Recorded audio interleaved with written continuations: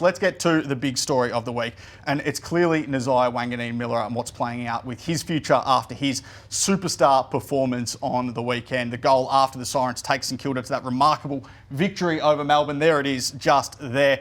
It's the belief now, Josh, of several clubs I've spoken to this week that Nasiah is worth $2 million per year, and he will become potentially footy's first $2 million player. Adelaide and Port Adelaide have both front-ended their long-term contracts. We've reported that in the past. The front-ended part of those deals are tipped to be in that $2 million region, but I think many clubs now believe that Nasiah is worth $2 million per year over the life of that deal. And the prevailing view now, I think, is that St Kilda, who have been short of that $2 million mark, will need to get to that if they're a chance of keeping Nasiah at the football club.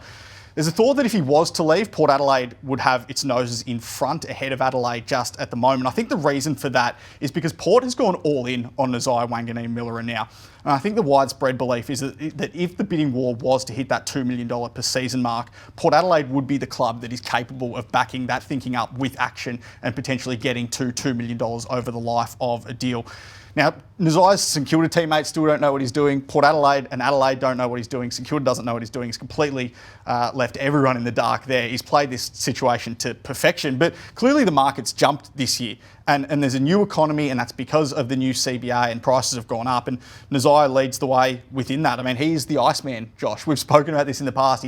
The way he's played his contract discussions this year, he's been the Iceman right the way through the year. On that front, he's the Iceman on the field. We saw that in the weekend. 34 disposals, 4 goals, 6 clearances, 6 inside 50s, 9 score involvements. And the way he kicked those last 2 goals were just remarkable. It's the best contract year since Dusty in 2017. And I think that's now the blueprint in the sense of when potentially, if he is to stay, the latest possible opportunity for him would be to stay, because Dusty didn't re-sign at Richmond until August 31, and clearly this next month's going to be massive for Nasiah and St Kilda. Dusty feels like the right comparison, Riles, given what he's doing this year with that contract hanging over his head at the age of 22. No matter where he plays in 2026, if it's not at St Kilda, if he goes home to South Australia, what are the ramifications for the Saints, aside from just losing one of the hottest players in the competition? Yeah, well, I wonder if there's a domino effect with the TDK situation now as well. I think Carlton's only remaining chance of keeping Tom De Koning now is if Nasiah Wanganeen-Milera leaves St Kilda.